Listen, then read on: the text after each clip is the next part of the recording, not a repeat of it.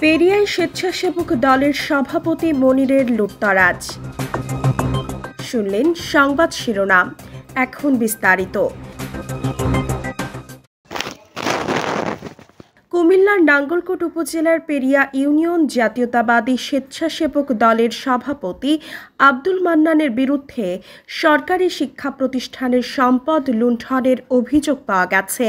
৩০ জুলাই দুপুরে আব্দুল মান্নান একটি ট্রাক্টর নিয়ে হাজির হয় পেরিয়া মাধ্যমিক বিদ্যালয়ের সামনে। স্কুলের নিয়ন্ত্রণাধীন পুকুরের গার্ডওয়াল ও বোর্ড অফিসের ওয়াল ভেঙে ইট রড সহ বিভিন্ন সামগ্রী জোরপূর্বক নিজের বাড়িতে নিয়ে যায়। স্কুল কর্তৃপক্ষ ও এলাকাবাসী বাধা দিলে সে ক্ষুব্ধ হয়ে সন্ত্রাসীদের নিয়ে গণ্ডগোলের চেষ্টা চালায়।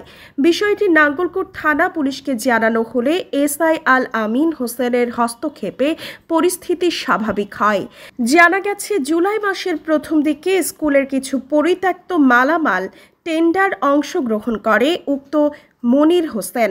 তাকে উক্ত মালামাল না দিয়ে সর্বোচ্চ দরদাতাকে কেন দেওয়া হলো, এ অপরাধে তিনি হেডমাস্টার আব্দুস সাত্তারকে অপমান, অপদস্থ ও লাঞ্ছিত করেন।